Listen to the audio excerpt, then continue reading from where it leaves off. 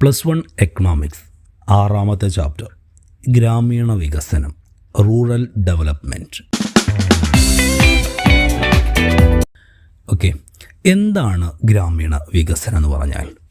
ഗ്രാമീണ വികസനം എന്നത് ഒരു സങ്കീർണമായ ആശയമാണ്. അതുകൊണ്ട് തന്നെ താഴെ പറയുന്ന കാര്യങ്ങളെല്ലാം ഗ്രാമീണ വികസനത്തിൻ്റെ ഭാഗമാണ്. എന്തൊക്കെയാണെന്ന് നോക്കാം. വിദ്യാഭ്യാസം, ആരോഗ്യം തുടങ്ങിയ മനുഷ്യവിഭവങ്ങളുടെ വളർച്ച, ഇത് ഗ്രാമീണ വികസനത്തിൻ്റെ ഭാഗമാണ്. അതുപോലെ ഗ്രാമീണ മേഖലയിലെ ദാരിദ്ര്യ നിർമ്മാർജ്ജന മാർഗങ്ങൾ ഗ്രാമീണ വികസനമാണ്. പാശ്ചാത്തല സൗകര്യങ്ങളുടെ വികസനം, ഭൂപരിഷ്കരണം, കൃഷിയുടെയും വ്യവസായങ്ങളുടെയും വളർച്ച, ഇതെല്ലാം ഉൾപ്പെട്ടതാണ് ഗ്രാമീണ വികസനം എന്ന് പറയുന്നത്.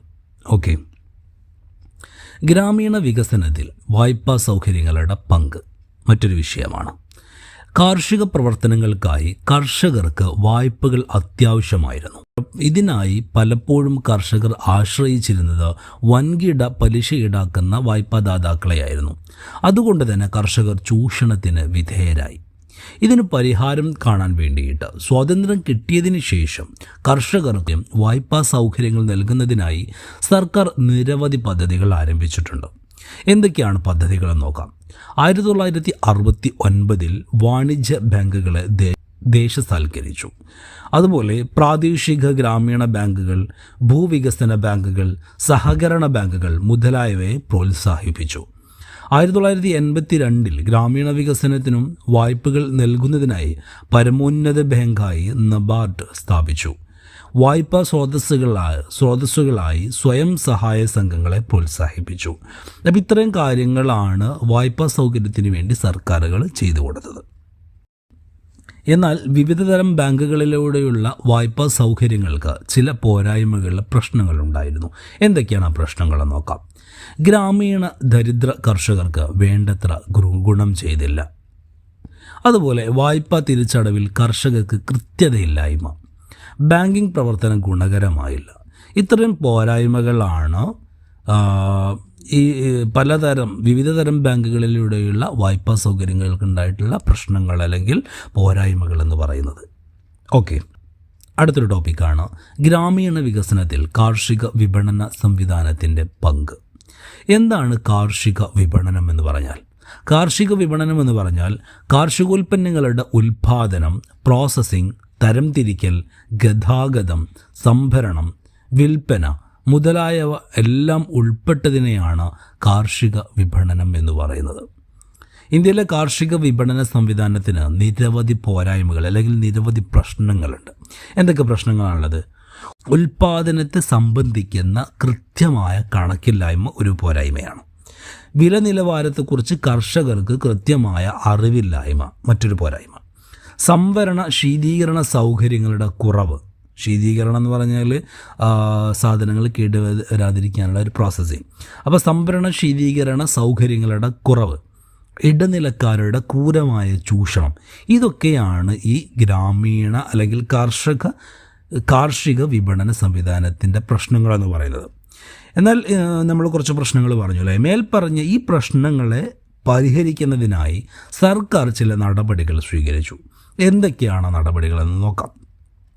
ഒന്ന്, ഗതാഗതം, സംഭരണം, ശീതീകരണം മുതലായവർക്ക് സൗകര്യങ്ങൾ കൂടുതൽ മെച്ചപ്പെടുത്തി. താങ്ങുവില നയവും പൊതുവിതരണ സമ്പ്രദായം പ്രോത്സാഹിപ്പിച്ചു. താങ്ങുവില എന്ന് പറഞ്ഞാൽ അറിയാലോ, ഉൽപ്പന്നങ്ങൾക്ക് ലഭിക്കാൻ വേണ്ടിയിട്ട് സർക്കാർ ഉറപ്പ് നൽകുന്നൊരു വിലയാണ് താങ്ങുവില എന്ന് പറയുന്നത്. ഏതാണ്ട് 24-23 വിളകൾക്കാണ് താങ്ങുവിലയുള്ളത്. ഓക്കെ, ഇപ്പോൾ അത് കമ്പോളത്തിൽ നമ്മൾ ആ സാധനം വിൽക്കുകയാണെങ്കിൽ ആ താങ്ങുവിലയിൽ താഴെയാണെങ്കിൽ സർക്കാർ ഏജൻസികൾ താങ്ങുവിലയിൽ അത് മേടിക്കുമെന്നുള്ളതാണ്. ഓക്കെ, അപ്പോൾ മറ്റൊന്ന് പറയുന്നത് സഹകരണ വിപണനം പ്രോത്സാഹിപ്പിച്ചു. ഇടനിലക്കാരെ പൂർണ്ണമായും ഒഴിവാക്കി. റെഗുലേറ്റഡ് വിപണികൾ ആരംഭിച്ചു. മറ്റു അനുബന്ധ വിപണന ചാനലുകൾ പ്രോത്സാഹിപ്പിച്ചു. അപ്പോൾ ഇതൊക്കെയാണ് നേരത്തെ പറഞ്ഞ പ്രശ്നങ്ങൾക്ക് പരിഹാരമായിട്ട് സർക്കാർ സ്വീകരിച്ച നടപടികൾ എന്ന് പറയുന്നത്. ഗ്രാമീണ ഉൽപ്പാദന മേഖലയിൽ ഗ്രാമീണ വൈവിധ്യവൽക്കരണത്തിൻ്റെ പ്രാധാന്യം അടുത്ത ടോപ്പിക്കാണ്. ഗ്രാമീണ വികസനത്തിൽ ഗ്രാമീണ വൈവിധ്യവൽക്കരണത്തിന് വളരെ വലിയ പ്രാധാന്യമുണ്ട്. തൊഴിലവസരങ്ങൾ സൃഷ്ടിക്കാനും വരുമാനം വർദ്ധിക്കുവാനും കാർഷികാടിസ്ഥാന വ്യവസായങ്ങൾ പ്രോത്സാഹിപ്പിക്കാനും ഗ്രാമീണ വൈവിധ്യവൽക്കരണം കൊണ്ട് സാധ്യമാണ്.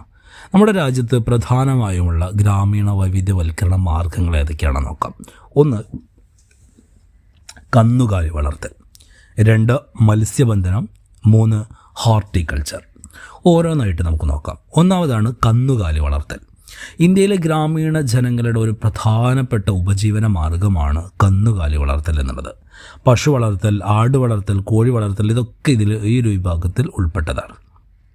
ഏകദേശം 70 മില്യൺ ജനങ്ങൾ ഉപജീവനത്തിനുള്ള വരുമാനം ഈ മേഖലയിൽ കണ്ടെത്തുന്നുണ്ട് എന്നാണ് കണക്കുകൾ പറയുന്നത്. അതുപോലെ ഗ്രാമീണ സ്ത്രീകൾക്ക് വൻതോതിൽ തൊഴിലവസരങ്ങൾ ഈ മേഖലയിൽ ലഭിക്കുന്നുണ്ട്.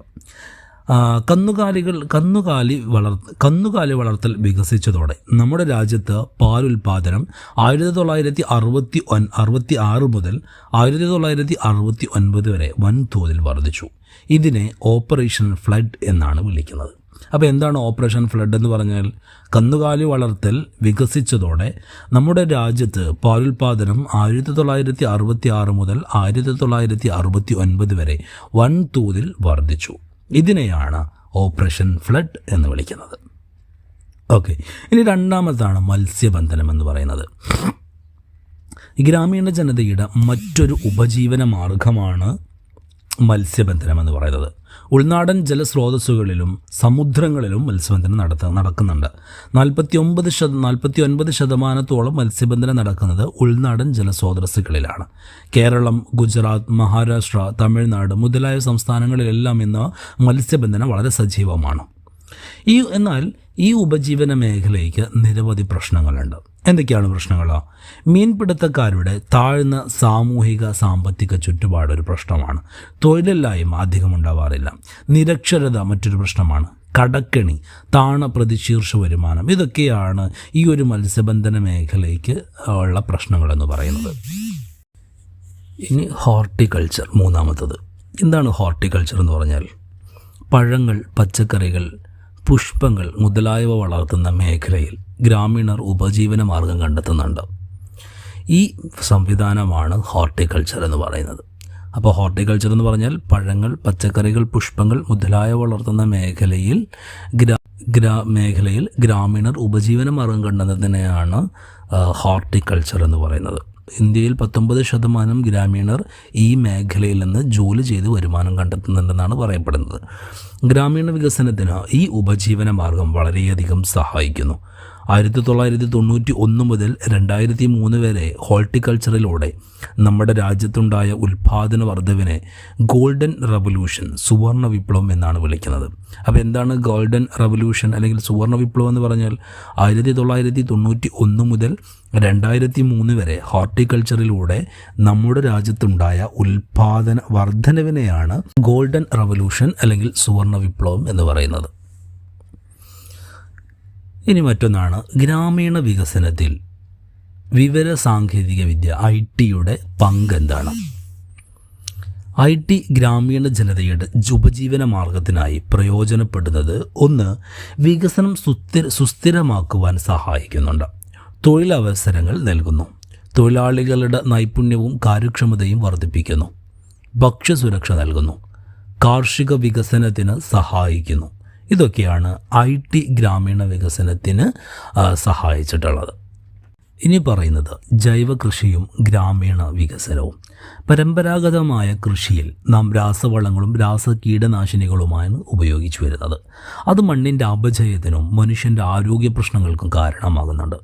അതിനാൽ രാസവളങ്ങൾക്കും കീടനാശിനികൾക്കും പകരമായി ജൈവവളങ്ങളും കീടനാശിനികളും ഉപയോഗിച്ചുള്ള കൃഷിരീതിയെ പ്രോത്സാഹിപ്പിക്കേണ്ടത് അത്യാവശ്യമാണ്. ജൈവവളങ്ങളും കീടനാശിനികളും ഉപയോഗിച്ചുള്ള പരിസ്ഥിതി സൗഹാർദ്ദ കൃഷിയാണ് ജൈവ കൃഷി എന്ന് പറയുന്നത്. എന്താണ് ജൈവ കൃഷിയുടെ ഗുണങ്ങൾ എന്ന് പറയുന്നത്? പരിസ്ഥിതി സൗഹാർദ്ദമാണ്, മണ്ണിൻ്റെ ഫലപുഷ്ടി വർദ്ധിപ്പിക്കുന്നു, പോഷകാഹാരം നൽകുന്നുണ്ട്, ഉൽപാദന ചെലവ് കുറവാണ്, അതുപോലെ തൊഴിലവസരങ്ങൾ നൽകുന്നു, ഗ്രാമീണ വികസനത്തിന് സഹായിക്കുന്നു, കയറ്റുമതി പ്രോത്സാഹിപ്പിക്കുന്നു, ഇതൊക്കെയാണ് ജൈവ കൃഷിയുടെ ഗുണങ്ങൾ എന്ന് പറയുന്നത്. എന്നാൽ ജൈവ കൃഷിയുടെ ചില പ്രശ്നങ്ങൾ എന്ന് പറയുന്നത് പരമ്പരാഗത കൃഷിയേക്കാൾ ആദായം കുറവാണ്, വിപണന പ്രശ്നങ്ങളുണ്ട്, പാശ്ചാത്യ സൗകര്യങ്ങളുടെ കുറവ്. ഇതൊക്കെയാണ് ജൈവ കൃഷിയുടെ പ്രശ്നങ്ങളായിട്ട് വരുന്നത്. അപ്പോൾ ഇത്രയും കാര്യങ്ങളാണ് ഈ ചാപ്റ്ററിൽ നോക്കാനുള്ളത്, പറയാനുള്ളത്.